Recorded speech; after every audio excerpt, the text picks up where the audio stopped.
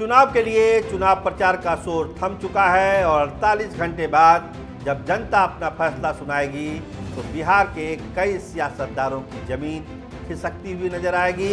कुछ आसमान पर चढ़ेंगे, कुछ जमीन पर गिरेंगे कि जनता का मूड था क्या और वो क्या जनता का मूड भांप पाए या नहीं भांप पाए। तो चारों सीटों पर जबरदस्त लड़ाई है, कांटे की लड़ाई है, आर पार की लड़ाई है। और सबसे बड़ी बात, जो 25 का चुनाव होने वाला है उसकी पटकथा का पहला चैप्टर इसी उपचुनाव में लिखा जाना है।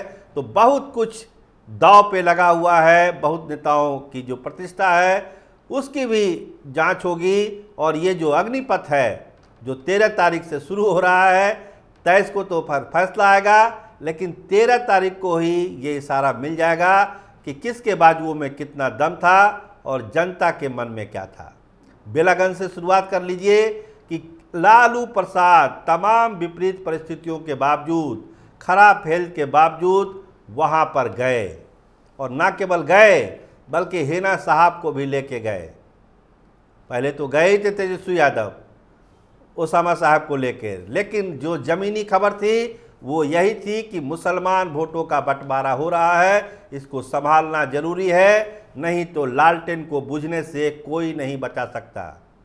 वैसी सीट मतलब 25-20 सालों से नीतीश कुमार सुरेंद्र यादव को नहीं हरा पाए।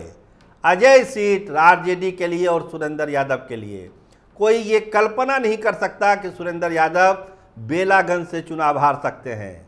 नीतीश कुमार अपनी लाख कोशिशों के बावजूद वो सीट नहीं छीन पाए आरजेडी से।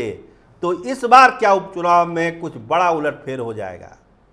क्या मनोरमा देवी पर जो दाव लगा है नीतीश कुमार का, वो दाव सही बैठेगा, तीर निशाने पर लगेगा, या फिर प्रशांत किशोर ने एक जुआ खेला है अपने कैंडिडेट को बदलकर मोहम्मद अमजद के रूप में, वो कोई बड़ा चमत्कार कर देगा? बहुत सारी चीजें तय होनी है बेलागंज के चुनाव से कि माई समीकरण क्या एकजुट है, माई समीकरण में अब वो ताकत है या किसी नए समीकरण को बनाने की जरूरत है।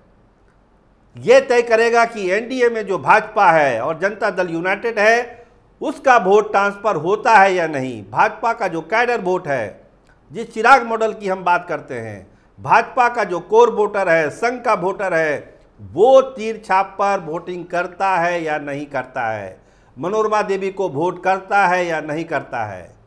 जो अपर कास्ट वोटर हैं, चाहे वो भूमियार हो, राजपूत हो, ब्राह्मण हो, उसका वोट जनता दल यूनाइटेड की तरफ जा रहा है या नहीं जा रहा है। इन सारे चीज़ों का टेस्ट होना है बेलागंज के बाई इलेक्शन में। तरारी में टेस्ट होना है क्या जो पिछड़ा अति पिछड़ा है वो दबंग सुनील पांडे और उनके पुत्र विशाल को वोट करते हैं या नहीं करते हैं, या फिर माले के साथ वो लोग चले जाएंगे। नीतीश कुमार के पिछड़ा अति पिछड़ा वोट का भी एक फाइनल टेस्ट इस बाई इलेक्शन में समझिए कि तरारी में हो जाना है। ये भी टेस्ट होना है कि जो माई समीकरण है, माले का अपना गठबंधन है, माई का वोट ट्रांसफर होता है या नहीं होता है। तो कुछ ऐसी चीजें हैं जो इस उपचुनाव में तय हो जानी है। रामगढ़ में क्या तय होना है? रामगढ़ में तय यही होना है कि जगदा बाबू की जो विरासत है वो लालू प्रसाद के संरक्षण में सुरक्षित है या नहीं है, या नौजवान लड़का पिंटू यादव उनके विरासत को कुचल देगा हाथी के पैरों से। तो ये सारी चीज़ें हैं जो इस बाई इलेक्शन में होना है। और आइए अब इमामगंज में पर चले आइए। इमामगंज को क्यों छोड़ना है? इमामगंज में क्या होगा? क्या इमामगंज की जनता परिवारवाद पर मुहर लगाएगी? पिता, पुत्र, बेटा, बहू, क्या इसके लिए तैयार है? और क्या इसको नीतीश कुमार और भाजपा भी इंडोर्स करती है? यह तय होना है इमामगंज में। जो पासवान वोटर है, जो चिराग पासवान का अपनी ताकत है, क्या वो पासवान वोटर वोट करता है मांझी को या फिर दूसरे कैंडिडेट को जो वहां पर खड़े हैं पासवान बिरादरी से प्रशांत किशोर के, उसको वोट करता है? तो पासवान बिरादरी और चिराग पासवान की ताकत का भी एक टेस्ट होना है इमामगंज में। ये कोई मामूली उपचुनाव नहीं है, समझिए चीज़ों को। बहुत सारी नेताओं की जो ताकत है, बहुत सारी नेताओं के लिए जो परसेप्शन है बहुत सारे नेताओं के लिए जो बड़ी बड़ी बातें कही जाती है, चुनावी रणनीतिकार के रूप में जिनकी अपनी अहमियत है, तमाम चीज़ों का एक टेस्ट ये बाय इलेक्शन कर देगा। 13 को जब वोट पड़ेंगे, शाम में जब हम लोग चर्चा करेंगे, तो एक सिग्नल जरूर मिल जाएगा कि इस उपचुनाव में किसका पानी उतरा है, किसका पानी चढ़ा है। ये तय हो जाना है, इसको कोई नहीं रोक सकता है। 25 की जो बिसात बिछेगी, उसमें इस बाय इलेक्शन के रिजल्ट का एक एक पहलू महत्व रखेगा कि अगर आप इतने ही बड़े नेता थे तो क्यों नहीं जीत के आ गए, कहाँ रह गया आपका समीकरण और कहाँ रह गया आपका तालमेल। इन सारी चीज़ों का भी टेस्ट होना है।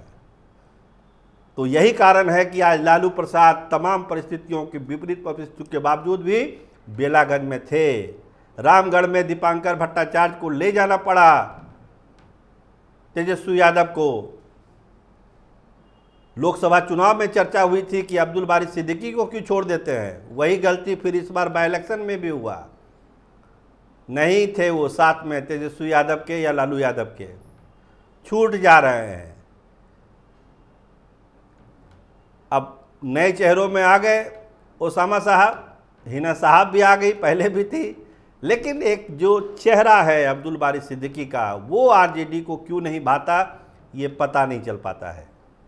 तो खैर ये पार्टी का अपना अंदरूनी मामला है, लेकिन जनता को जो फैसला करना है इसके बारे में हमने आपसे चर्चा कर लिया कि ये चारों सीटें हैं, ये बहुत सारी चीज़ें तय करेगी। प्रशांत किशोर जो एक नई राजनीति की बात करते हैं कि जात पात बिरादरी से उठ के अलग वोट करिए, अपने बच्चों के नाम पर वोट करिए, तो क्या उसको समझा पाए प्रशांत किशोर, या फिर अंधों की बस्ती में चश्मा बेचते रह गए प्रशांत किशोर। बात अच्छी अच्छी कर रहे हैं, लेकिन क्या वो यहाँ के जनता को कनेक्ट हुआ या नहीं हुआ, अपने बच्चों के लिए यहाँ के लोगों ने वोट किया क्या नहीं किया।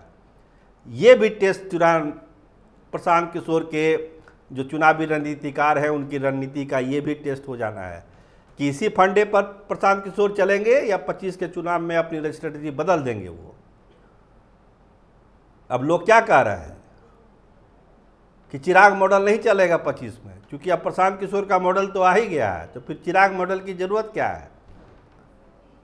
ये सब भी चर्चा शुरू है, लेकिन ये सब चर्चा और जोर पकड़ेगी जब 23 को नतीजे आएंगे। उसके बाद तो इंतज़ार करना पड़ेगा 23 तारीख का, और 13 तारीख को जो वोटिंग होगी उसका भी इंतज़ार है। प्रधानमंत्री आ रहे हैं दो बार, 13 और 15 तारीख को, उसका भी इंतज़ार होगा कि प्रधानमंत्री क्या बोलते हैं बिहार के संदर्भ में, और उनकी बातों को लोग कितनी गंभीरता से अब लेते हैं। तो इंतज़ार करिए इन तमाम चीज़ों का, देखते रहिए कैपिटल टीवी बिहार। आपका बहुत धन्यवाद, आपका बहुत बहुत शुक्रिया।